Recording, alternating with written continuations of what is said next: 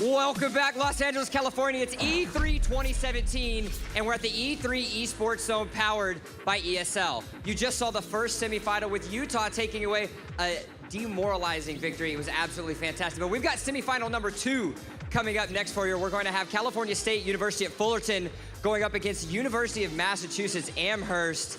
Let's get it right into game. Analysts, take it away.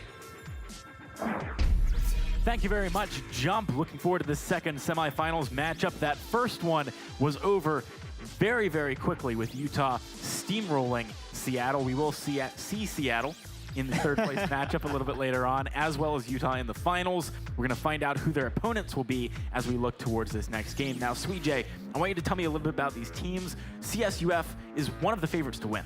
Yeah, California State University Fullerton is the favorite to win. They have 6-1 in the regular season, 86% win percentage. They beat UMass and Seattle Pacific in the regular season. They only lost once to University of California Mercs. So they're the #1 seed. They finished top in their group, which is Group 2, the same group as UMass here. So UMass is going to be facing an uphill battle. They are the underdog in this matchup. They 5-2 in the regular season. They lost to CSUF and for the Vane. Their captain is Luque.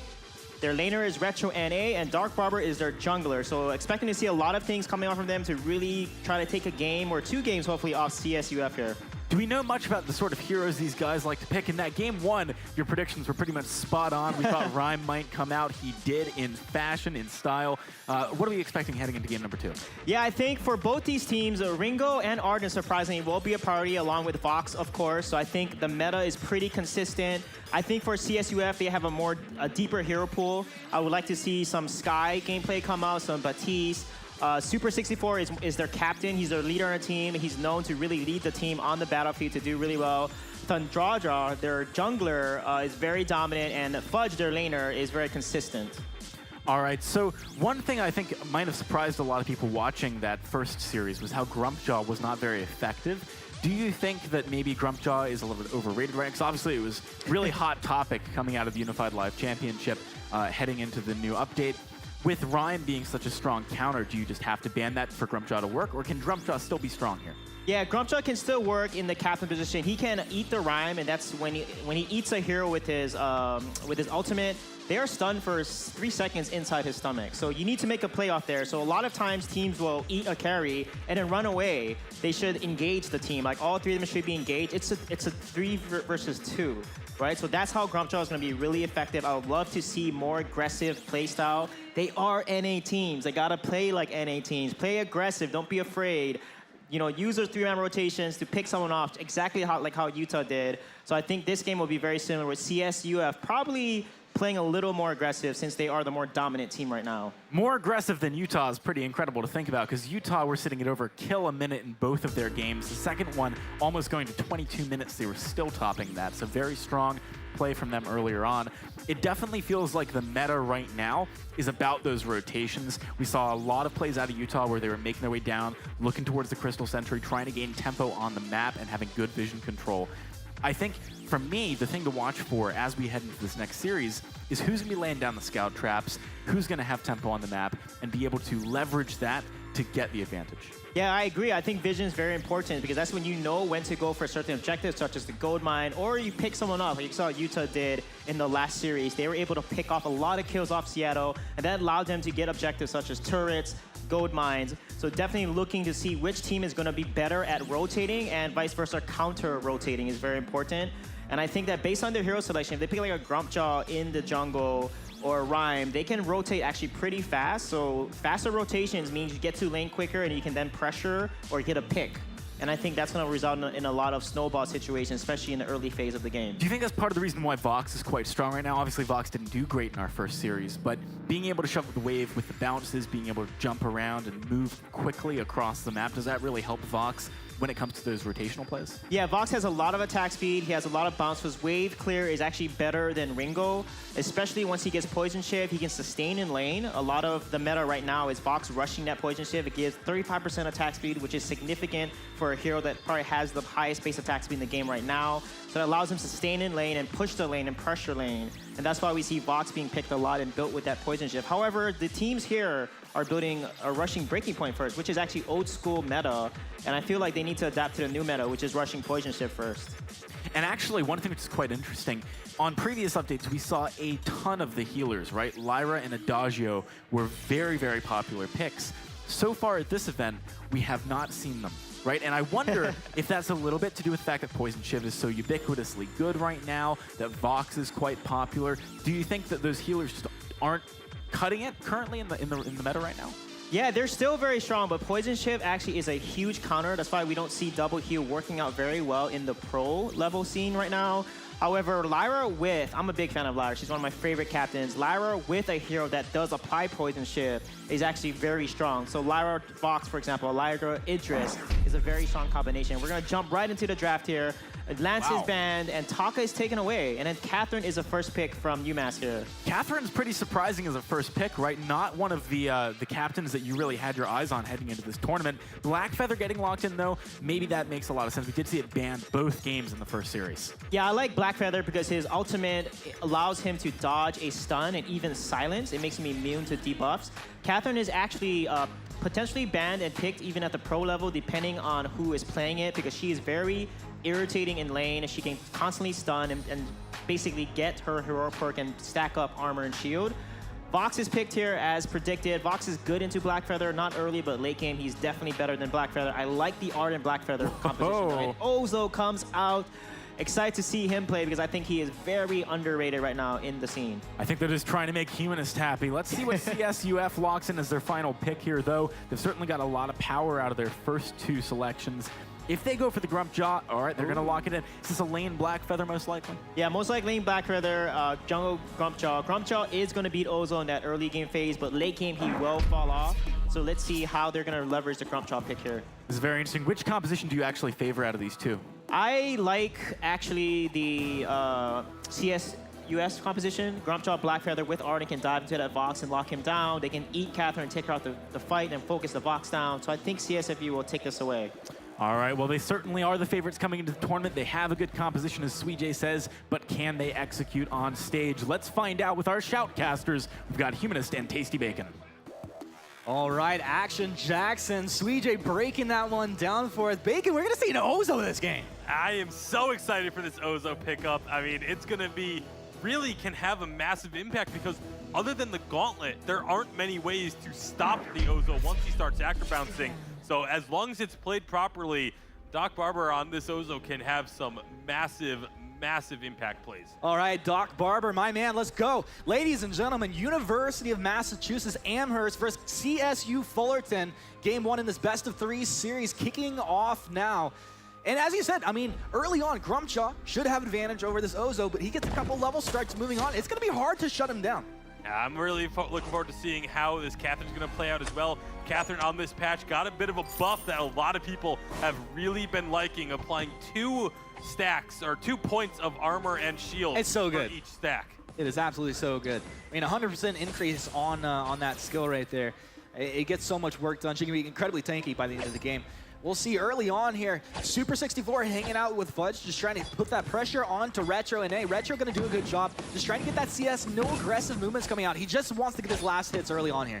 And it's gonna be very important for Fudge to just play safe, hang back, just use that Book of Eulogies to keep himself healthy when these trades do happen, and just try and farm up, get to that late game Blackfeather point. I'm gonna be curious to see where these build paths end up going. Is it going to be a weapon Blackfeather with that crystal utility Grumpjaw, or will it end up being a crystal feather with the weapon Grumpjaw? There's plenty of options. They can really go either way at this stage. Yeah, I really like how they've masked that early on here. It's not too obvious. I assume that we'll see that CP Grumpjaw, but you definitely do not know how this is going to go. Early on, both laners picking up that Book of Eulogies so they can go ahead and sustain, getting last hits, healing them up here. It makes it a little bit easier just to stay in lane so they're not forced back into the base early on here. So right now, again, very passive jungle play has kind of been the trend that we've seen from all 4 of these college teams now. Not really looking for early jungle invades, not looking to try and make anything crazy happen within the first couple of minutes. And do you agree with that, though? I mean, getting into this match, do you think it would be maybe a little more beneficial to see this Grumpjaw get into the jungle of that Ozo early? I think it definitely would because, as PJ was saying, there is a lead there for the Grumpjaw, an advantage. but if you let this Ozo get farmed up, he can start making plays. On Acro bounce 2, there's 3. He's on a super, 3 ring. Can he activate it? Gets 1, gets 2, gets 3. One more attack, he would have taken super down. So he's able to avoid that first blood. A nice rotation from the Ozo, though. You know, applying that pressure and using the advantage of their numbers. That was a 3 versus 2 situation. He didn't hesitate. Yeah, very like the aggressive play there from Doc Barber and the University of Massachusetts. They know that they are the underdog a bit. They lost to California State University Fullerton earlier in the season, and so this is a chance for redemption for them to be able to take down the favorites in CSUF and make it to the finals. So an excellent job to see them coming out of the gates swinging, looking to make plays happen. I like Luca up there. He gets that merciless pursuit out, and every time that Catherine gets a stun off, she's going to be adding 1 stack to her passive. You see that 3 down right there. That is very important. She's getting a stacks of armor and shield every single time, and she can do that. It doesn't matter if you're not following up on the stun. As long as you can get that off, you're getting stacks, you're getting tankier. Yeah, we see, I mean, some of the pro players I've watched on the Catherine, as soon as the stun's off cooldown, they just go looking for a stun. They're not looking for a fight. They're just looking to get those stacks built up as quickly as they can. So I expect to see Luca then going even more aggressive with it. There's going to be another one. All right, Doc Barber is here, super, trying to flex, just being the front line for Fudge at this point. They don't want to get shoved under the turret, as it appears that Fudge kind of having a tough time last hitting underneath that turret. He's doing okay right now, 31 last hits for the Black Feather to the 35 of Retro Innings Vox at this point. The question, I'm waiting for Thundrada to get up in this mix, and as we look at his build path here, it looks like we will see that utility CP Grumpjaw coming out, and do you agree with that? I definitely do. I think the weapon Black Feather is very strong right now, and is what's needed right now, because they can build into the poison shiv with it to try and slow down the healing that's going to come out from this Ozo. That's going to be one of the biggest strengths of Massachusetts, is if there is no poison shiv, this Ozo will be able to just stick around forever with that 3-ring circuit. I mean, it makes you wonder, though, all right? Like, yeah, you get the poison shiv. If you're going to focus that down on the Ozo, apply it onto Ozo, well, what's happening with the Vox? So it's going to have, there are going to be some tough decisions here as time goes on. Oh, I feel like that's actually, like, what they should be doing is have the Grumpjaw go in, eat the Vox, try and burst down the Ozo, get the mortal, at least get the mortal wounds on him, and then you can turn your attention back to the Vox once he gets spit out, or just go for the Catherine. But right now, big damage coming out from Thundrada, and that's without having an aftershock complete yet. Yeah, not even, he doesn't even have that complete yet. He doesn't have his ultimate. If he moves up into the lane, gets damaged like that, has the ultimate, it definitely is going to be a death for somebody. 5 minutes in, we do not have a kill yet, although both teams close. 1 Acro Bounce, 2, Doc Barber thinks better of diving underneath that turret right now. Fudge landing his on point and backed up by Super. They are just fine, even though 3 versus 2 situation there. Now, Doc Barber, he's going to teleport out right as Thundrada makes his way up. Now, Grumpjaw does have his ultimate available if they want to go for a fight, but it looks like maybe they're thinking about shopping. Yeah, I'm not sure if they know that the Ozo is no longer up in this brush. I think that's why they're just kind of sticking around for a little bit of protection just in case. Fountain of Renewal is going to get purchased, so both sides have that fountain now. There is no edge there, but Doc Barber, when he recalled, did finish off the aftershock, so that will be a slight itemization lead for Doc Barber when it comes to a fight and the damage in a team fight. It definitely is going to be nice for him. Technically, that Oso could proc that 3 times with his 3-ring circus if he's patient. We'll see, though. That's a lot of healing, a lot of extra little burst damage that can be coming out. You know, we talked about the level 6 for the Grumpjaw. Level 6 for the Ozo, that's nothing to shake a stick at right there. Bangarang onto a target that doesn't see it coming early on here, a squishy target, someone you can focus down. It's a great tool. It absolutely is. It's something that you can just get someone out of position and just blow them up with the rest of your team, especially this Vox. Right now, they are going to be moving in underneath this turret a little bit. Yeah, you can see right now, UMass Amherst really looking to apply pressure. They're looking for these fights, but they're showing a lot of patience, and I really like to see this. Now, Thundrada, 382 damage coming out. He's stuffed up. Vox, you are in a bad place, my friend. Fountain comes out, but it will not be enough to keep him alive. Nice cancel off. Doc Barber jumping around. They don't have the damage to follow up here. Fountain has already been used by Luca, so they don't have that at their disposal. Now, Super sitting on his own Fountain. This means CSU Fullerton, a really massive advantage as they look to come into this next engagement here. Yeah, continuing to put pressure on. That is the name of the game right now for CSU. Just looking to make plays happen. Acro bounces. Acro bounces in. Doc Barber. Lower damage. Doc Barber. He goes down. Black Feather able to get that kill. Fudge, he's got to be happy about that. 1-0-0, 70 CS, 7 minutes in. That's his 10 CS a minute. Perfect mark for this Black Feather right now. Absolutely. And Black Feather, has a Serpent's Mask, so he's going to be able to stick around in these fights for quite some time as well. And it's going to be difficult. Both of these sides going to have a little bit of a struggle to actually kill these carries because they have so much sustainability. So much sustainability indeed. And now Luca, his fountain is coming off cooldown. They've dropped the wait for it's going to come through. Fudge able to take that mid treant away. He will get the healing, but that's super stunned up, super chopped down. That's going to be a kill for UMass Amherst. They're on the board now. A very nice, a very clean rotation as they drop down that 2 versus 2 there. Find the fight, find the kill.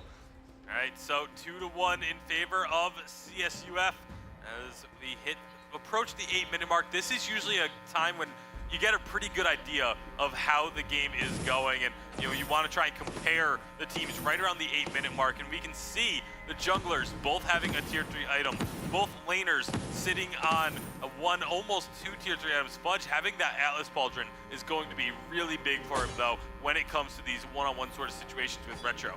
Yeah, there's actually an item I didn't see come out here. That's a really, really good point that you made there, Bacon. The difference is, though, these last few fights, he hasn't been committing into the fight too deep.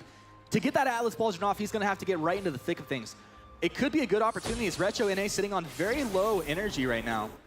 Doc Barber reveals himself, jumps out of that brush, doesn't find the target he's looking for, clears out some scout traps. They got to be careful right now. Thundrada moves forward. That's his boots activated. You can see he was hungry for a target, didn't want to go for it too intensely there. I think there's so much patience coming out of CSU Fullerton right now. Yeah, very patient play, and you got to give them credit for it. It's difficult to play that patiently when you see a potential opportunity, but you just don't know for sure if you can actually capitalize on it. Right now, they are going to be trying to get some more poke damage. That's going to be stuffed. Thundrada, he's stuffed up. He moves back. Luke and Retro are going to try and back up Doc Barber. Doc Barber just starts to bounce. They're turning it around. CSU Fullerton, they got to turn it around on Fountain. Comes out of your Ardent here. They've on to Retro NA. Retro NA melting. Can they trade 2 for 1 at this point? They only got 1 super. Still hanging around, waiting for that Vanguard to come off of cooldown. Thundrada, he's hungry, he's grumpy. They've gotten it. 2-0. What a fight coming out for CSU Fullerton. And Luca is the captain for UMass Amherst. He's just sitting here like hands up in the air. What can I do at this point? All he can try to do is defend this turret. The thought for his moment there was going to be University of Massachusetts able to turn that fight because Ozo basically got pulled into the middle of it, and he should have been okay there. But instead, pretty much what we were talking about, you eat one target right, and just put all of your focus onto the other. Absolutely. Retro got absolutely melted.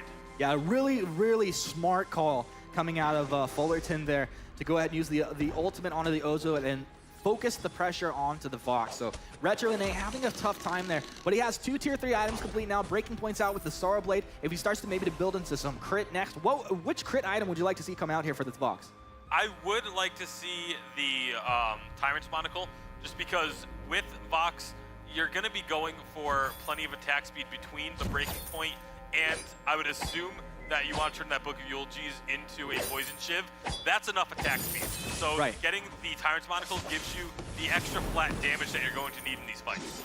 Wait for it, off the mark. You can see Fudge a little bit caught out, but with Super there to back him up, using that Vanguard. He's so tanky. And the Black Feather's so incredibly mobile. He has his own durability. Really tough to take him down if they see it coming. Luca just finding the stuns once again, activates that Storm Guard. He's just on the front line. Doc Barber once again looking for a target, but this is Thundrada uses the ultimate. He eats him up, moves back under the safety of his own turret. And Ozo, you're in a bad place, buddy. Ozo wants to get out. Nice acro bounce into a better position, but Grumpy out of Thundrada forward. A lot of area of effect damage coming out.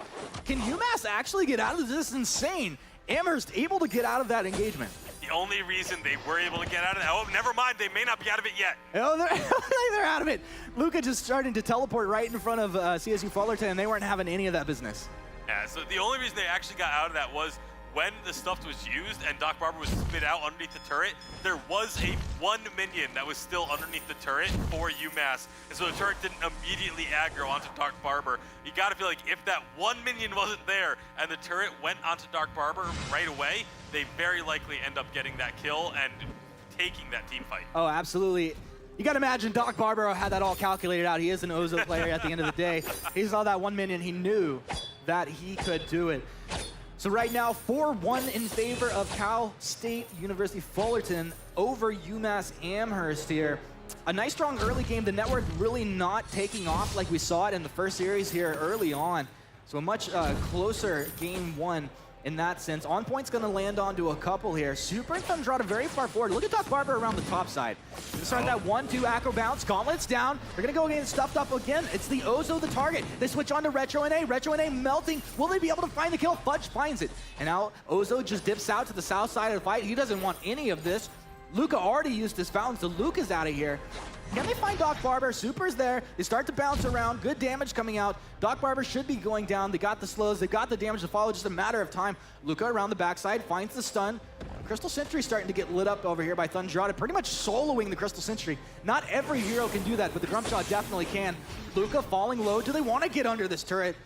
Non-stop action from Fullerton as they just turn this one up. Yeah, CSUF is really starting to find these fights. That last one, I really liked the engagement that they made as they went ahead and grabbed the Ozo and brought him out of the gauntlet, saying, you know what, if you want to get re-engaged in these fights, you're going to have to go through the gauntlet wall to rejoin your team. He had no chance to do so, and then they just chased him out through the jungle. So really good job by CSUF and starting to build themselves up a pretty solid lead, sitting now at about 3,000 gold or so in their favor. All right, so we've seen CSU Fullerton make the engagements time after time, very similar to the way that they're actually engaged in these fights. I'd like to see the reflex block maybe coming out of the Ozo to block up this stuff. If we can see Retro NA just reflex right on out the backside of that gauntlet, he'll probably be able to stay safe through these fights. It's just a matter of time, though, before they can look to find their own engagements, their own fight on their own footing.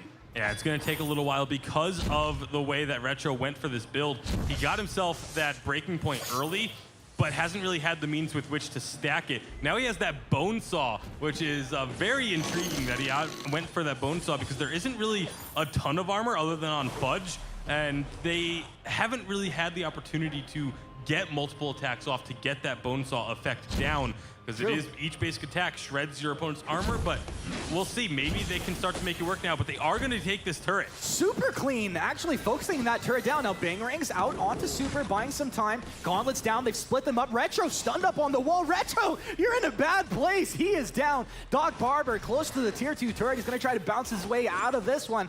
This should be all she wrote for the poor Ozo trying to make his way out. Luca maybe looks for a stun, just going to use the Merciless Pursuit as a speed boost to get himself back to the safety of his own turret and hope that they can defend this. Now, while they are in the back foot, while they are behind in net worth, the fact that they could focus down that turret was actually a very big deal.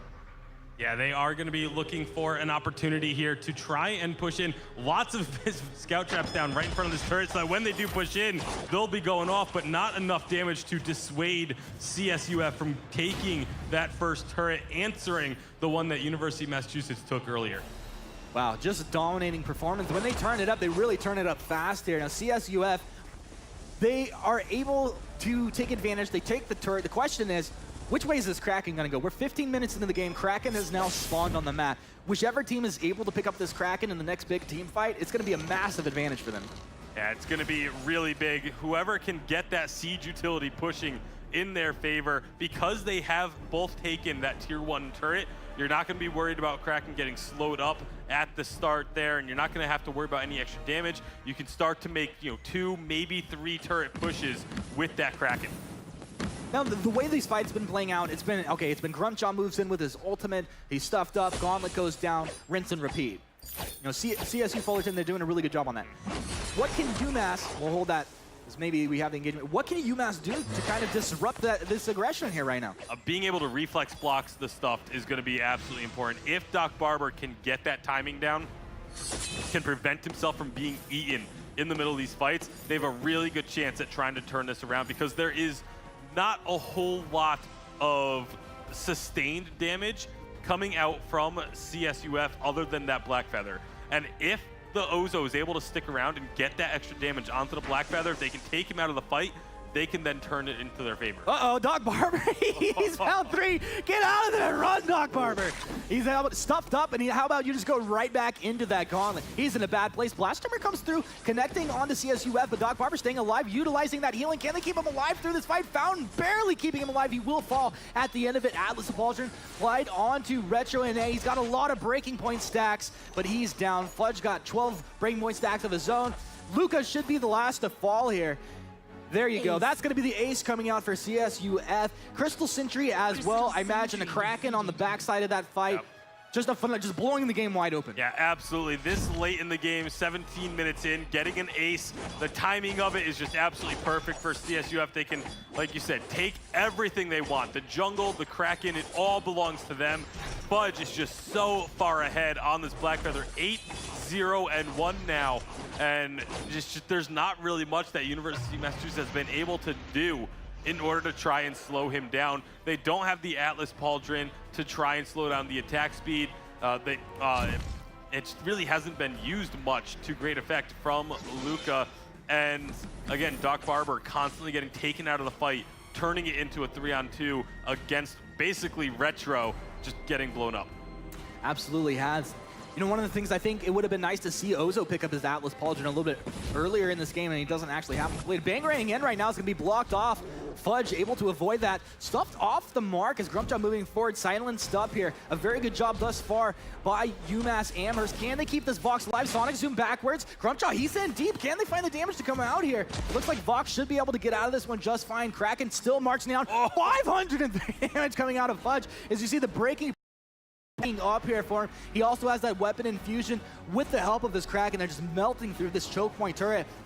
UMass Amherst, you got to be careful here. There's the gauntlet that we knew was going to be coming. He reflexes out the backside of it, but slowed up by Fudge. One more basic, finds the kill. Now Luca uses the Fountain to keep himself alive as he couldn't actually get it out onto Vox earlier. A disaster as far as Luca was concerned there in that fight. Luca goes down with 7 seconds left on Ozo's respawn. That's going to be the ace, and this looks like it's pretty close to being all she wrote here for UMass Amherst in game 1. But Doc Barber going to try and buy some time for his team, Bacon. It's not going to be enough. Kraken has too much health. Fudge is too far ahead, has too much damage on this build, and they will be taking down the Crystal. CSUF coming into this event as the favorites, kind of showcasing why in this game. Wasn't quite as one-sided as our first semifinal, but once they got rolling, once the Fudge got this lead on the Blackfeather, it felt like UMass just didn't have an answer. Yeah, and it did feel like we saw CSU Fullerton coming into this matchup with a very strong strategy and executing on it very cleanly as well. I mean, it was, like we said, it was just you engage with the stuff. Gauntlet comes down, rinse and repeat, and that's what they did. It was definitely, they put the pressure on UMass Amherst to go ahead and answer what they were doing instead of trying to do anything else. They were setting the pace of the game. It was really beautiful. Yeah, setting the pace of the game is one of the most important things to do in Vainglory. If you are the one dictating when and how fights happen, more often than not, you're going to be the team that is winning those fights because you're the one that's ready for it. It felt like a lot of those engagements, UMass just wasn't quite ready for the fight to actually break out when it did, and CSUF did a phenomenal job of taking advantage of that. Yeah, well, compared to our first series of the day, that was a lot closer. There were moments where we could have seen that game swing the opposite way. We'll see what UMass can put together as they look into match number 2, but to break this one down a little bit more, we have Action Jackson and Sweet Generous over at our analyst desk. Alrighty, very exciting game coming out from these teams, and I think really the theme, Sweet, has got to be decisiveness and aggression from CSUF. They were really putting pedal to the metal the entire game. Yeah, and they play like it. Both of their players are Vainglorious, and one is POA Gold, I believe, and they definitely played to their skill tier. Great job, Super 64, with his leadership, and those Arden Gauntlets were just on point. And the Grumpjaw eats. I mean, Seattle had Catherine. Catherine can stun Arden off the Gauntlet, can stun Grumpjaw out of those ultimates, but never really capitalized when they used their ultimates. Catherine could have basically disrupted that. Let's actually have a look at some replays. You can see what Sweet J is talking about here with the game. Great gauntlet coming down. Again, look at how well everyone's trapped inside of that. No one can really escape. Yeah, and that's what they want with Grumpjaw and Blackbear. They want to stay on top of the carries. They want Vox to not be able to kite and be mobile like he is. And Super just lands some really, really good gauntlets. You know, stunning, trapping Vox. He gets a double stun right there. Just amazing gauntlets that really help CSUF secure those key kills. And this is where this fight results in an ace. He stuns the Ozo, they go and they eat him, put him back into the gauntlet. I mean, the Grumpjaw Arden combo is just well known in the pro scene, and they executed that really well. So I don't know if they did their homework and watched TSM play this, but CSFU is looking really good. I mean, honestly, it's all about controlling these fights when you pick something like this, and they did that perfectly. It wasn't that there weren't windows of opportunity for UMass, it's just that they were few and far between. They really needed to be decisive like CSUF in those moments, and they weren't quite. We're going to be hopping into the draft quite soon. Let's start thinking about what heroes we might see in the next game, maybe what bans might be different, because really, Grumpjaw was a massive influencer in that game. So was Blackfeather, which was banned in our first series. UMass, the onus is on them to really change up how the series plays. Yeah, I would love to see UMass ban Grumpjaw and take Arden. Arden seems like a very important piece of CSUF's composition. You know, Arden is aggressive. The gauntlets help secure those kills. I feel like Super 64 is just looking too good on that Arden right now, so they need to take it away or ban it. And they also need to either take or ban Grumpjaw, so they need to decide what do they want to deal with here. Take away the Grumpjaw, ban it.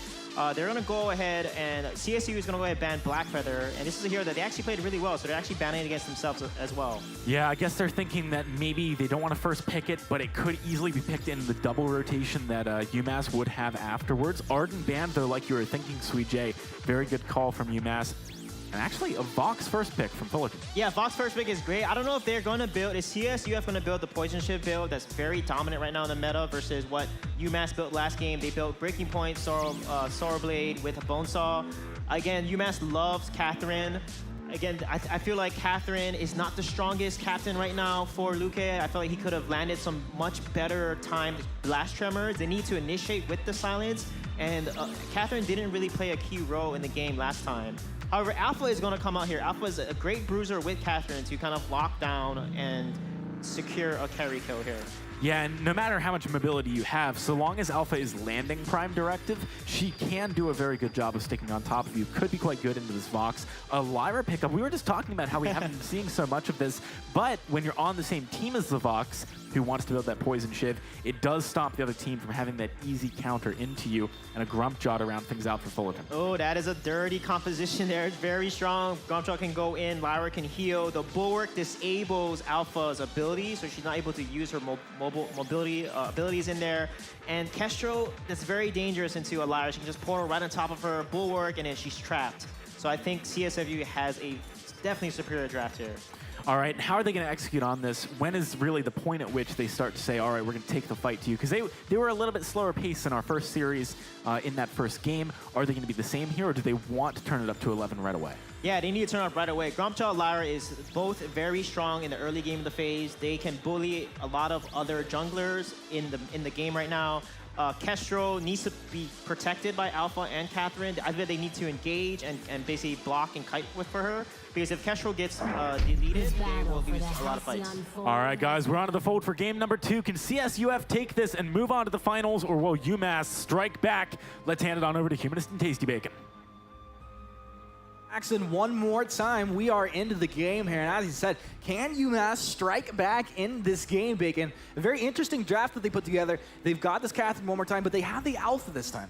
Yeah, the Alpha is an interesting pickup here. Can do some really massive damage, or ends up kind of falling flat on its face. It really always seems to be one or the other with this Alpha pickup, but I love this composition that CSUF has drafted.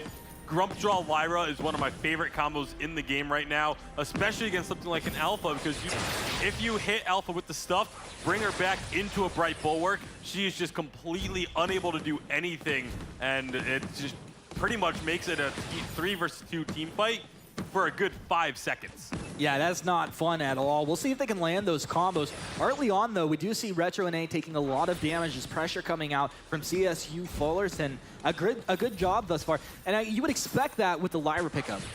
Yeah, definitely expect a lot of aggression in the early game coming out of this Lyra. Has that really long range, and just the slow is just tough to deal with if you're an opposing laner. So Retro NA definitely going to have their work cut out for them in this second game of the best of 3. Doc Barber, he takes the Elder Tree, but this is a 2-on-1 situation. He has his boots of speed, so he's able to get into a safer position there. That was a pretty bold play.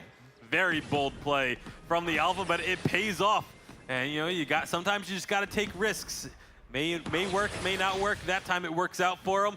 And if he keeps taking risks and they keep working out, we're going to be going to a game 3. I would like to see that here. Early on, 2 minutes into this game, though, you see both laners just trying to get the best CS that they actually can here. A slight lead for Fudge, but Retro NA is just hanging in there, doing a pretty good job as the pressure from Lyra now stunned right into the Glimmer Shot. Some very nice damage.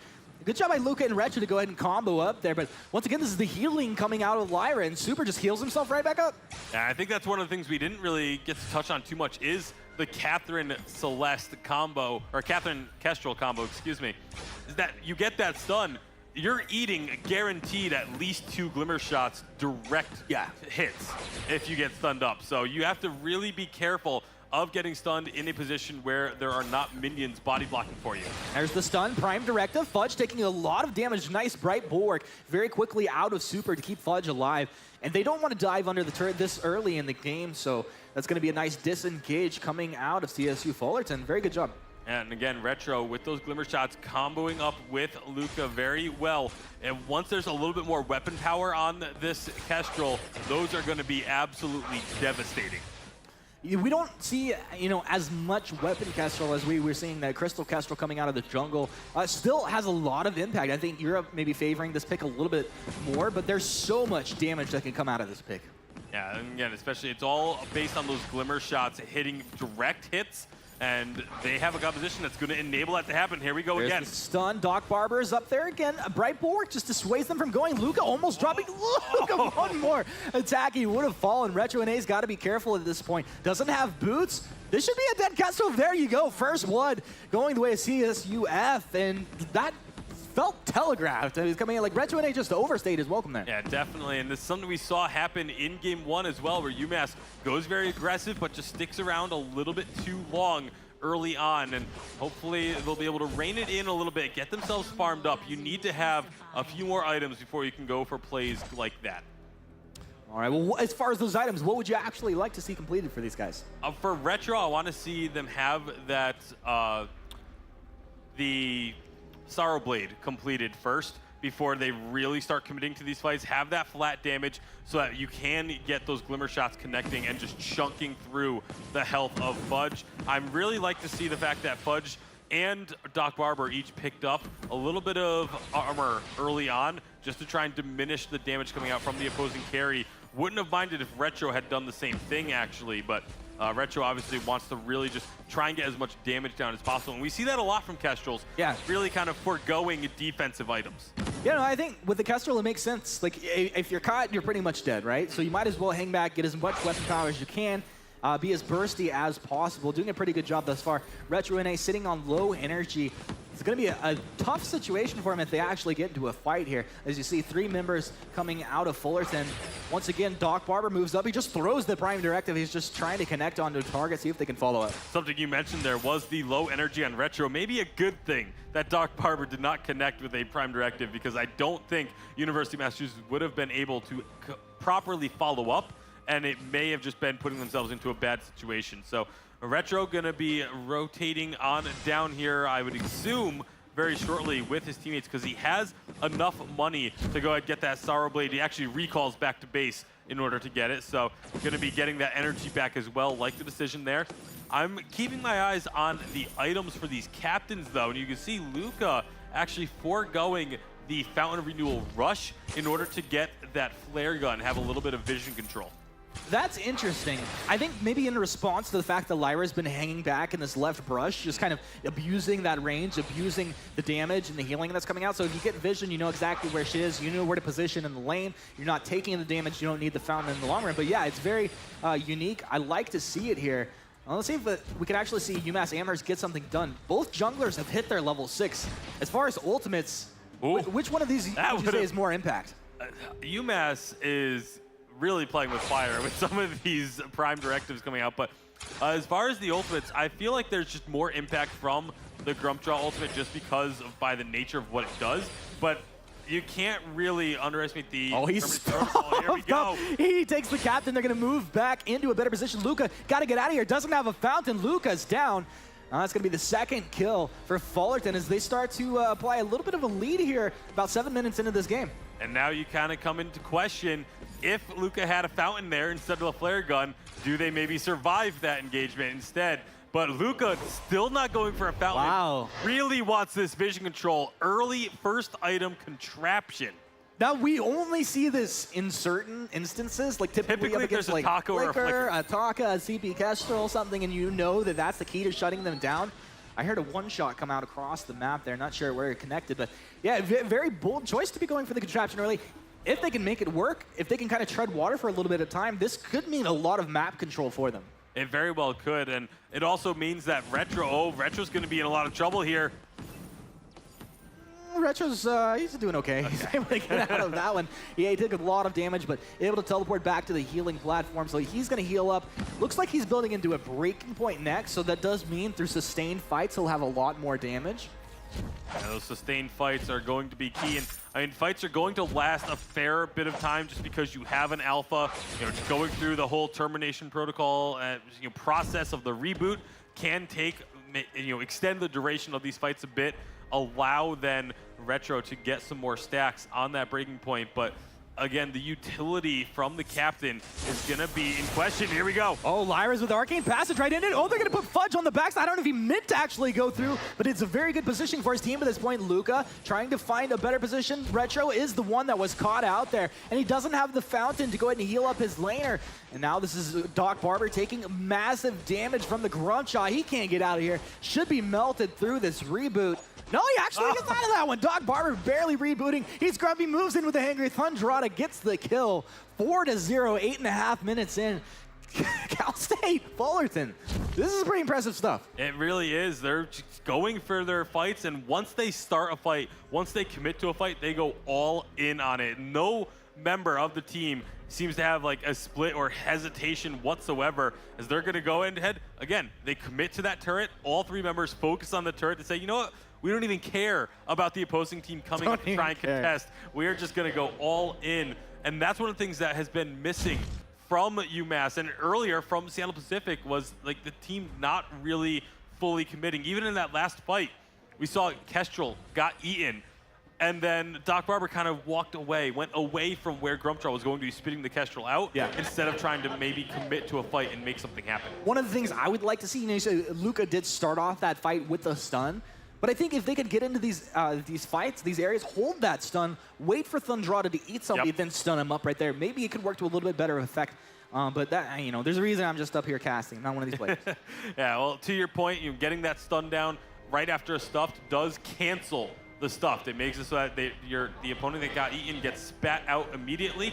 Luca does finally have that fountain of renewal, so now maybe things can start to turn around a little bit for UMass, that they have that extra healing. Yeah, well, Retro needs to spend his gold. Never completed the breaking point, sitting on 1,500 gold in his bank account there. But Fudge, he has 2 tier 3 items completed, plus a weapon infusion and a lucky coin sitting in there. So he's going to have a lot of crit, a lot of power here. A huge power spike actually coming through for this box. They walk into this bush. Yeah, that bright bulwark slowing him down. He turns around with the blast shimmer.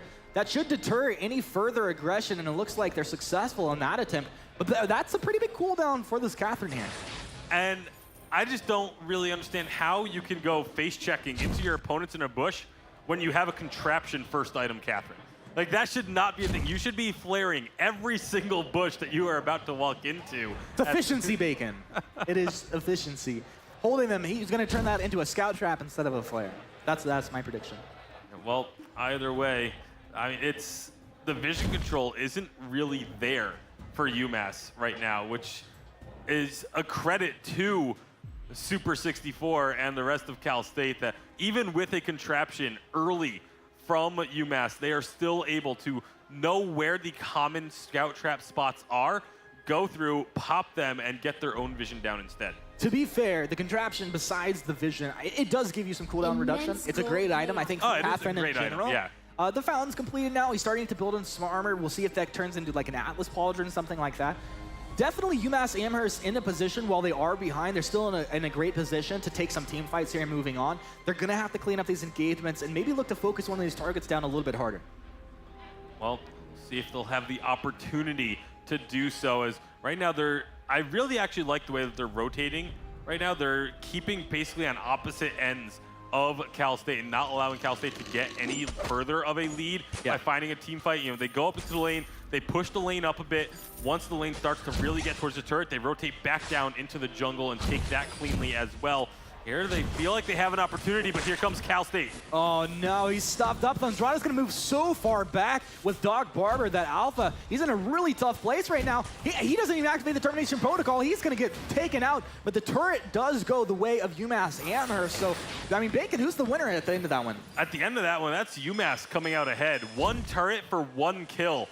Absolutely a better trade for UMass, but Cal State is looking to swing it back in their favor by taking advantage of the kill to get some damage on this turret themselves. All right, let's see if they can do it. Doc Barber respawning here about 1 second. It looks like, yeah, CSU Fullerton gonna go ahead and move back, take away about half the jungle, maybe hit up the shop here, and think about their next engagement. As far as objectives across the map, what would you see as maybe the tastiest street that they could take? Right now, they're going to be looking to just try and keep the jungle, like that front half of the jungle belonging to them. They don't want to go overextending into the jungle because the Crystal Sentry is still there. They don't want to go too heavily up into the lane because they don't want to get caught into a spot where they can't go any further. And the gold miner is not really all that full right now, so they're just going to look to try and choke out UMass a bit. Retro, he is in a tough place, finds the stun. You got to get out of here. Vox has the damage. Fountain keeps him alive for a second. Retro gets some breaking point stacks. They turn it. Retro finds the kill. CSU Fullerton, they've lost one. Retro's still alive. Andrada trying to get on target. They can't do it. Oh, they trade it. 2 for 1 in this fight. UMass Amherst taking the fight they needed, turning this around on CSUF, and now this is Super, the one that's on the run, drops the Bright Bulwark, Prime Directive in. Doc Barber still has the ultimate, even Arcane Passage. They'll take a wild ride through. So it's Lyra able to get out of that one, but a massive fight for UMass Amherst. And how about the courage from Retro to stand his ground and just keep firing shots? We both thought he was going to be deleted early on. If he tried to run away, he would have been stuck in a really bad spot, but just stood his ground, stayed there, had confidence and faith in his captain to get that Fountain of Renewal down at the perfect timing, and they were able to play that fight extremely well. Yeah, I mean, I don't know if that was faith that the Fountain was coming out, or the fact that if he just continues to run, he's going to die, so he just stands his ground. Whatever the case was, it was beautiful. He stacked up with those breaking points, and he put that weapon infusion to work. It's about to time out right now, yep. But that's what you got to do. If you're going to buy that weapon infusion, you need to take advantage of it. Yeah, otherwise, you're just throwing away 500 gold if you don't. So, excellent job there from UMass, getting a little bit of momentum on their side, narrowing this gold deficit just a little bit, but they're going to have a lot of work still cut out for them. They still need to do quite a bit to really even this out and get themselves an advantage. They are still playing off the back foot a bit.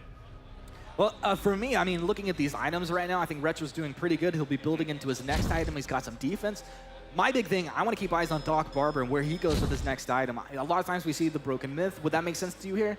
Broken Myth would make sense. It would be a very strong item for him because it's just, these fights are lasting quite some time, and there's a good amount of shield being built on the side of Cal State, so it'll help to just lower the amount of damage reduction they have, but not getting caught. You have to be careful you don't get out of position. Yeah, Andrada missing the ultimate there, actually. Just, you know, maybe mis-targeting there. And it happens to the best of them right now. CSUF, though, they're going to dip down, clear out some vision in the right tri-brush here, take away the mids. Thankfully for Andrada, missing the ultimate isn't that big of a deal. With both the Aftershock and the Storm Crown, the cooldown reduction is pretty massive, so it's already about to be back up. No worries for the Grump Draw there. Here we go. Luca, he's able to keep himself alive. There was a nice active camo down, actually, out of Retro. And I think that's one thing we're seeing with Retro. He's laying these active camos down very well in the last few engagements. It's had a very large impact. Now, even though it is a weapon kestrel, has still been able to deter a lot of aggression from Cal State because they just don't want to get caught in that big stun. And so, instead, everyone's going to be posturing up around this turret. Another stun going out. Is this going to be a fight engage? Right, Bulwark's down. A nice blast trimmer connecting onto 3. Can they follow? Prime Directive in. Alpha's on the front side. Atlas Pauldron applied as 4 as the wait for it coming through as well. There's your stuff. Now can they move back? But Doc Barber, he's on target. He's finding the positioning. Heals come out of Lyra. Retro NA is absolutely caught and taken down here. A very clean fight coming out of Cal State Fullerton here. A nice job. Now let's see if UMass Amherst can keep this turret alive. We still do have Termination Protocol available. Doc Barber, though, he can't activate it. He's going to go down without using the ultimate. That's just a disaster here for UMass Amherst. Just when it looked like there were signs of life for this team, it just kind of falls apart. And that is not the first time we've seen Doc Barber go down without activating the Termination Protocol. really needs to be stepping up with the activation of that ultimate. As soon as you go low, even if you don't necessarily think you're going to die, you should be using that ability just to guarantee. This is going to be tough, Bacon. Oh, no. That's perfect way to stop it. Luca. Oh, you saw Luca was moving in, just going to try and take that Kraken, steal it away from Cal State Fullerton. But CSUF able to grab up the Kraken, so now they will go ahead and march down the lane, push with this Kraken as well.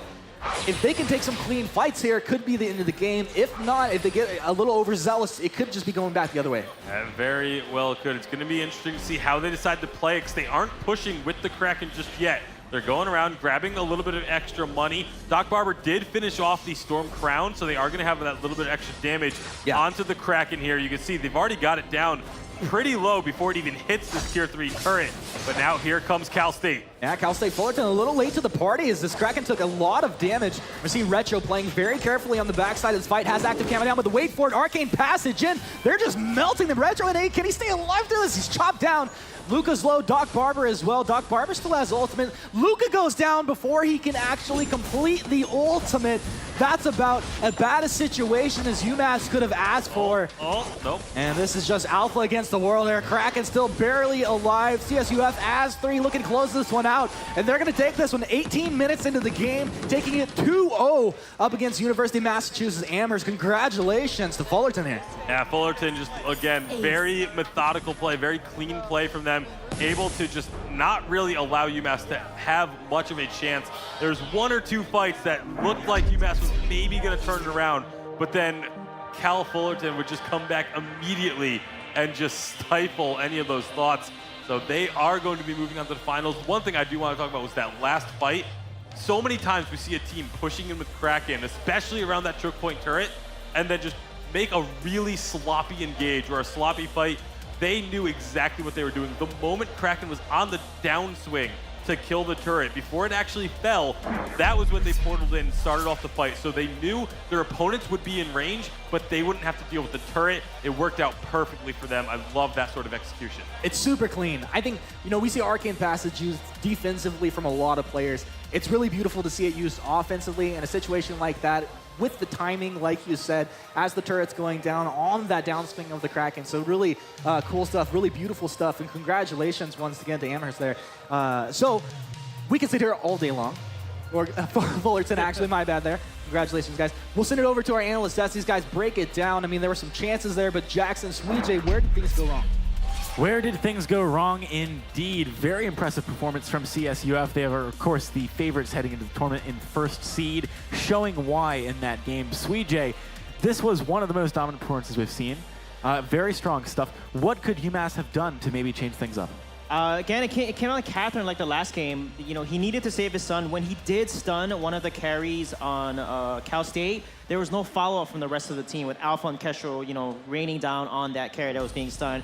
And if they're not going to engage, they need to decide to use a Catherine Sun's Disrupt. So stop the Grumter ultimate, etc. So I felt like there's a lot of opportunities. Again, the silences weren't a big factor in a lot of these fights. And Catherine's silence is a game changer. If you can land it and it secured 1 or 2 kills, you basically win that fight every time. So I felt like that was a very critical part that UMass kind of weren't able to execute on. And also, if you're going to put so much priority on the Catherine pick, you kind of have to make it work, right? Because otherwise, you're just saying, hey guys, I'm always going to pick this comfort pick, but you know how to deal with it. It's not necessarily going to have that massive impact. So we now know that CSUF is moving to the finals. They're going to be playing up against Utah a little bit later on. On the other hand, though, UMass going down to the third-place match up against Seattle. Both those matchups should be very exciting. Are there any other big learnings here for either of the opponents of these teams moving forwards that they should really take away from this series? Yeah, I think for CSUF, they played very strategic. This game, they weren't as aggressive in the early game. They waited until they got their level 6 item power spikes and then started putting pressure, getting those kills, securing those objectives. And I think that the team that plays more decisive, more aggressive, the team that initiate is the one that is winning. So NA teams play like an NA team. And I think you have a higher chance of winning if you do that. Yeah, very strong stuff. I'm excited to see what happens in our third-place matchup, which is coming up next. It is going to be a best-of-3. Let's have a look at some highlights from this last series before we head to our break, though. You can see exactly what went wrong for UMass and what CSUF did so well. They had an incredible performance, as we mentioned before, coming in as a favorites. Let's take a look, Sweej. Yeah, this is an 8-20 fight here. It was a critical fight for CSU. They actually got a first kill on the Kestrel, and they secure the second kill onto the Alpha here. And this allows them to push the objective. They get a turret out of this, and it leads to a gold mine, and it gives them a very big advantage. And here, Catherine doesn't have the stun ready to stop the Grumpjaw from the Kestrel, so if she had the stun up, she could have saved Kestrel's life there. Again, this is an example of not utilizing and playing around their Catherine composition and understanding how does Catherine counter the enemy composition with the stun that she has. And I feel like that is a very key point of Catherine. One of my favorite captains. You know, you gotta really make a good decision around when you want to use your stun. Because if you waste it early and your team and the enemy team engages, you can't really do much. And again, in this fight, she had her silence. She silenced and then she died. So I think the silence should have came out a lot sooner to help win this fight. And because they lost the fight and they lost Kestrel and Catherine, the game basically ended and CSU took it all the way here. All right, as Sweetjid just said, CSUF took it all the way. They're going to the finals up against University of Utah later on today. But first things first, we are going to have our third place match when we're back from the break. It's between Seattle and UMass. Don't go anywhere.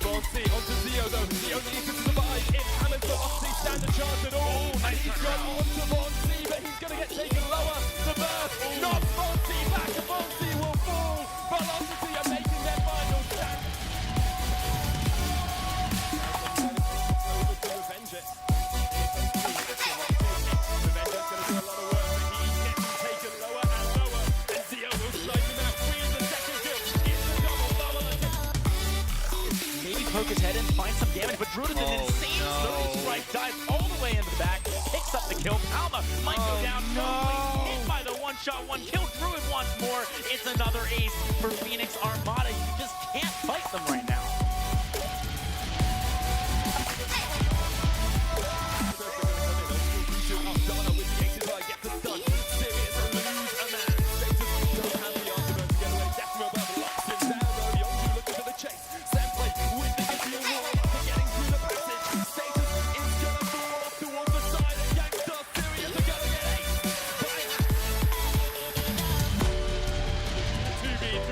Here comes Zero as well, and I know where they should turn it around. Bowler dies to the fire. Avengers is dead. Looking for the chase, Yonju takes the kill. Off towards the side, Status jumps in though, and he'll take one for himself.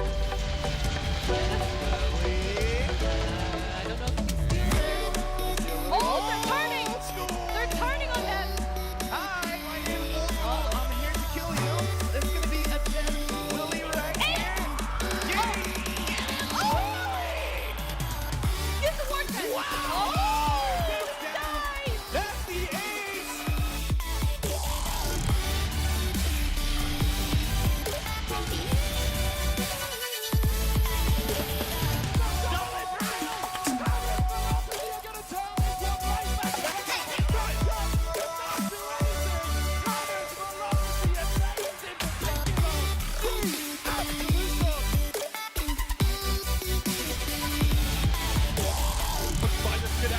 Caught up in the gauntlet, Monty gets onto him, but he gets stunned as well. And now here's the Dragon Pet trying to get the chase off, get the award on Monty. Chuck in the front line, gets caught up in the goose. Aloha will take him down, there's a snipe.